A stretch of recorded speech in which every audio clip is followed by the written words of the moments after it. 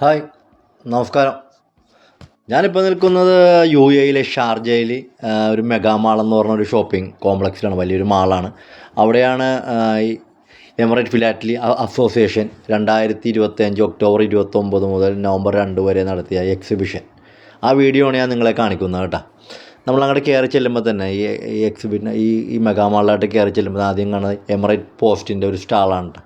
ഇവിടെ നമുക്ക് അവരിറക്കിയ വിവിധങ്ങളായ സ്റ്റാമ്പുകളും മിനി ഷീറ്റൊക്കെ അതേ വിലക്ക് തന്നെ മേടിക്കാൻ പറ്റും. ഈ എക്സിബിഷൻ തുടങ്ങിയപ്പോൾ ഇങ്ങനെ തുടങ്ങുന്നതിന് മുമ്പ് തന്നെ എന്നോട് ഇവിടുത്തെ ഓർഗനൈസിങ് കമ്മിറ്റി പറഞ്ഞിട്ടുണ്ടായിരുന്നു, ജോസഫ് ഞങ്ങൾ ഈ പ്രാവശ്യം മൊബൈൽ ഡീലർമാരെയൊക്കെ വളരെ മാറ്റി നിർത്തുമെന്നാണ് പറഞ്ഞത്. പക്ഷേ എനിക്കറിയാമായിരുന്നു ഒന്നും നടക്കാൻ പോകുന്നില്ല. കാരണം മൊബൈൽ ഡീലറൊക്കെ ഈ എക്സിബിഷൻ്റെ പ്രധാന ഭാഗമാണ്. അതിൻ്റെ തൊട്ടടുത്ത് തന്നെയുള്ള ഈ കോഫി ഷോപ്പ് തന്നെ അവർ കൈയടക്കിയിരിക്കുന്നുണ്ട്. പ്രധാനമായിട്ടും Algeria, Morocco, Yemen, Iran, Iraq, India, Pakistan, Bangladesh, അങ്ങനെ അവിടെ നിന്നൊക്കെ നിരവധി ജോർദാൻ നിരവധി മൊബൈൽ ഡീലർമാരാണ് ഇവിടെ വന്നേക്കണം. അവരൊന്നും ഇല്ലാണ്ട് ഇനിയുള്ള കാലത്ത് ഒരു എക്സിബിഷനും മുന്നോട്ട് പോകില്ല. അവരൊക്കെ ഇതിൻ്റെ അവിഭാജ്യ ഘടകങ്ങളാണ്. അപ്പോൾ ഞാൻ നേരത്തെ പറഞ്ഞല്ലോ, ഇതൊരു മെഗാ മാൾ എന്ന് പറഞ്ഞ ഒരു മാളിലാണ് ഈ എക്സിബിഷൻ നടക്കുന്നത്. അതുകൊണ്ടൊരു പ്രത്യേക ഒരു ഗുണമുണ്ട്. കാരണം ഈ മെഗാ മാളിൽ ഉപ്പ് തൊട്ട് കർപ്പൂരം വരെ ലഭിക്കും. എന്ന് വെച്ചാൽ എല്ലാ സാധനവും കിട്ടും. എനിക്ക് തോന്നുന്നു ലിക്കർ ഒഴിച്ച് ബാക്കിയെല്ലാം ഇവിടെ ഉണ്ട്. അപ്പോൾ ഇവിടെ വ്യത്യസ്ത മേഖലകളിൽപ്പെട്ട ആൾക്കാരൊക്കെ ഇവിടെ വരും, എല്ലാവരും മേടിക്കാം. അതിലൊരു പകുതി പേരെങ്കിലും അല്ലെങ്കിൽ ഒരു കുറച്ച് പേരെങ്കിലും ഈ എക്സിബിഷൻ കാണും. അപ്പോൾ ഈ എക്സിബിഷൻ കാണുമ്പോൾ അവർ ഒരുപാട് പേര് ഇതിലായിട്ട് ആകർഷിക്കപ്പെടും. അതാണ് ഇത്തരം മാളുകളിലൊക്കെ എക്സിബിഷൻ വെക്കണോണ്ടുള്ള ഒരു ഗുണം ആയിട്ട് ഞാൻ കാണുന്നത്. കാരണം നമ്മളവിടെയൊക്കെ എക്സിബിഷൻ വെക്കുന്ന സെപ്പറേറ്റ് ഒരു ഹാളിലായിരിക്കും. അപ്പോൾ പരമാവധി അതായിട്ട് ബന്ധപ്പെട്ടുള്ളവർ മാത്രമേ, ഈ ശേഖരണമായിട്ട് ബന്ധപ്പെട്ടുള്ളവർ മാത്രമേ അത് കാണാൻ വരുള്ളൂ. പക്ഷേ ഇത്തരം മാളിലാകുമ്പോൾ വ്യത്യസ്ത മേഖലകളിൽ നിന്നുള്ള ആൾക്കാരൊക്കെ കാണാൻ വരും. ഒരു പക്ഷേ അവരിൽ കുറച്ച് പേരൊക്കെ ഇതിൻ്റെ ഭാഗമായി തീർന്നേക്കാം. അപ്പോൾ അതൊരു നല്ല ഒരു കാര്യമായിട്ടാണ് ഇത്തരം മാളുകൾ നടക്കുന്ന എക്സിബിഷൻ എനിക്ക് തോന്നിയിട്ടുള്ളത്. മറ്റൊരു കാര്യം ഞാൻ നിങ്ങളോട് ഇവിടെ ഞാൻ പറയാൻ ഉദ്ദേശിക്കുന്നത്, ഇത്തരം എക്സിബിഷനിലൊക്കെ നമ്മൾ ഈ ശേഖരണക്കാരൊക്കെ പങ്കെടുക്കണം. വിദേശ നാടുകളിലെ എക്സിബിഷനൊക്കെ പങ്കെടുക്കാൻ ശ്രമിക്കണം. എന്നിരുന്നാലേ നമ്മളുടെ കളക്ഷനെക്കുറിച്ചൊക്കെ ഒരു ദീർഘവീക്ഷണവും, അല്ലെങ്കിൽ എങ്ങനെ നമ്മൾ കളക്ട് ചെയ്യണം, അല്ലെങ്കിൽ എന്താണ് കളക്ട് ചെയ്യേണ്ടതെന്നുള്ള കാര്യത്തിനെക്കുറിച്ച് നമുക്കറിയാൻ പറ്റുള്ളൂ. കാരണം ഇവിടെ തന്നെ ഇതിൻ്റെ 2ാം നിലയിലാണ് മത്സര അധിഷ്ഠാനത്തിൽ എക്സിബിറ്റൊക്കെ പ്രദർശിപ്പിച്ചേക്കണത്. വളരെ മികച്ച രീതിയിലുള്ള എക്സിബിറ്റാണ് ഇവിടെ പ്രദർശിപ്പിച്ചിട്ടുള്ളത്. ഞാനിപ്പോൾ അങ്ങോട്ടൊന്നും പോകണില്ല, ഞാൻ അതിൻ്റെ കാര്യങ്ങളൊക്കെ പറഞ്ഞുതരാം. അപ്പോൾ നമ്മുടെ നാട്ടിലുണ്ട് നല്ല മികച്ച എക്സിബിറ്റ് തന്നെയാണ്. പക്ഷേ ഈ GCC കൺട്രിയിലെ പ്രത്യേകത എന്ന് പറഞ്ഞു കഴിഞ്ഞാൽ നമ്മളിൽ നിന്നും വളരെ വ്യത്യസ്തമാണ്. ഇവർ പ്രധാനമായിട്ടും ഈ ഗൾഫ് നാടുകളിലെ തപാൽ സ്റ്റാമ്പുകളും നാണയങ്ങളും കറൻസികളൊക്കെ തന്നെ പ്രധാനമായിട്ടും ഇവിടെ ശേഖരിക്കുകയുള്ളൂ. വളരെ വിരലെണ്ണാവുന്നവർ മാത്രമാണ് ഇവിടെ ഗാന്ധിയുടെ കളക്ഷൻ. ഗാന്ധി ഇച്ചിരി ഫേമസ് ആണ്, ഗാന്ധിയുടെ കളക്ഷൻ ഉള്ളു ഇവിടെ.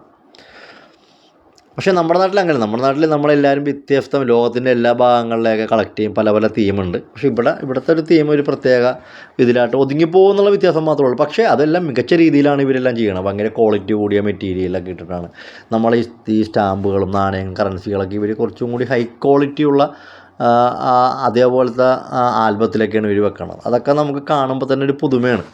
നമ്മളും അങ്ങനെയൊക്കെ വെക്കാൻ ശ്രമിക്കണം. പലപ്പോഴും നമ്മളുടെ സാമ്പത്തിക ഒരു പ്രശ്നമാണ്. കാരണം ഞാനിവിടെ വരുമ്പോൾ ഒരു ദിർഹം 17 രൂപയായിരുന്നു 2018 ആ സമയത്ത്. 17 രൂപ 18 രൂപയായിരുന്നു. ഇന്ന് ഒരു ദിർഹം 24-30 എനിക്ക് തോന്നണം, 24-30. നമ്മുടെ അവിടുത്തെ ഒരു രൂപ നമ്മുടെ രൂപ. അപ്പോൾ നമുക്ക് ഇവിടുന്ന് പലതും മേടിക്കുമ്പോൾ തന്നെ വില അല്പം കൂടുതലാണ്, അല്പം ഇച്ചിരി കൂടുതലാണ് വില. പക്ഷേ ഞാൻ നേരത്തെ പറഞ്ഞോട്ടെ, ഓരോ മലയാളിയും ഇതിൽ ശേഖരിക്കുന്ന ഓരോ മലയാളിക്കും വളരെ ഈസി ആയിട്ട് എളുപ്പത്തിൽ പങ്കെടുക്കാൻ പറ്റിയ ഒരു വിദേശ എക്സിബിഷനാണ് ഈ ഷാർജയിൽ നടക്കുന്നത്. 2 മാസം മുമ്പ് നമ്മൾ ടിക്കറ്റ് ബുക്ക് ചെയ്താൽ, കൊച്ചിയിൽ നിന്നോ കോഴിക്കോടോ കണ്ണൂരിൽ നിന്നോ ബുക്ക് ചെയ്ത് ഒരു വിസയമെടുത്താൽ ഒരു 20,000 രൂപ അല്ലെങ്കിൽ 22,000 രൂപക്ക് നമുക്കിവിടെ വരാൻ പറ്റും. വളരെ തുച്ഛമെന്ന് ഞാൻ പറഞ്ഞാലും നമുക്ക് ഇന്നത്തെ കാലത്ത് ഒരു കളക്ടർക്ക് ഇവിടെ വന്ന് ഈ എക്സിബിഷനൊക്കെ പങ്കെടുക്കാൻ സാധിക്കും. കാരണം ഓരോ മലയാളിക്കും ഏതെങ്കിലും തരത്തിലൊരു ബന്ധം, ഒരു 80% മലയാളിക്കും ഏതെങ്കിലും ഒരു തരത്തിൽ ബന്ധം ദുബായിലോ ഷാർജയിലോ ഉണ്ടാവും. കാരണം ഒട്ടുമിക്ക ആൾക്കാരും ഇവിടെ മലയാളികളാണ് എന്നുള്ളത് കൊണ്ട് തന്നെയാണ്.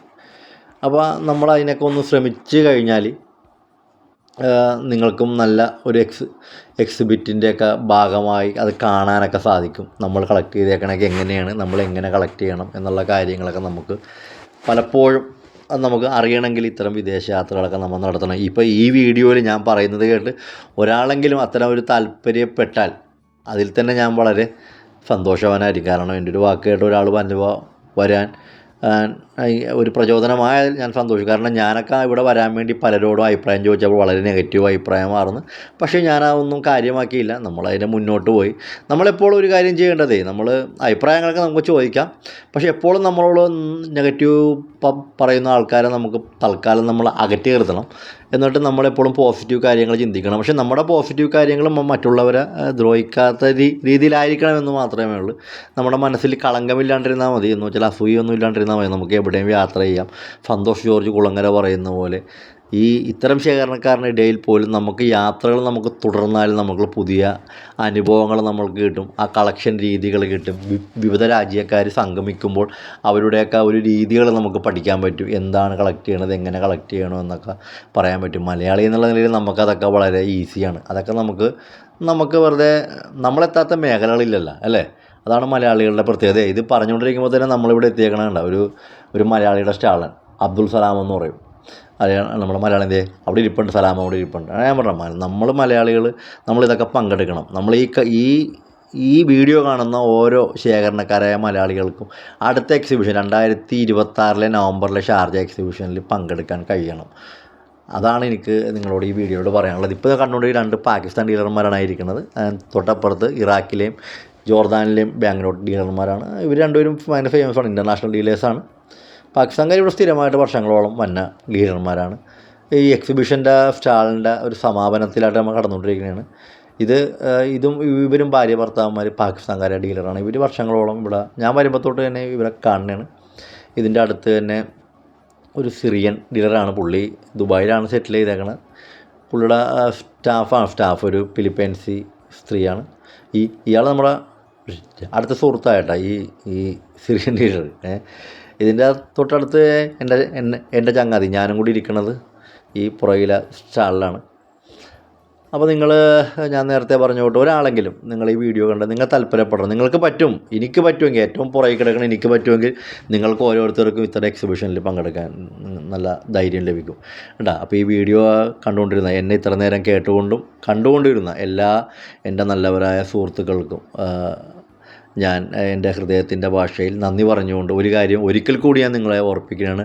അടുത്ത 2026 ഷാർജ എക്സിബിഷനിൽ ഈ വീഡിയോ കണ്ടിട്ട് നിങ്ങളിൽ ഒരാളെങ്കിലും എൻ്റെ ഈ വീഡിയോ കണ്ട് ഇവിടെ എത്തിപ്പെടാൻ പ്രേരണയായിട്ട് എന്നെ അറിയിച്ചാൽ ഞാൻ വളരെ സന്തോഷവാനായിരിക്കും എന്ന് പറഞ്ഞുകൊണ്ട് ഞാൻ നിർത്തുന്നു. നന്ദി, നമസ്കാരം.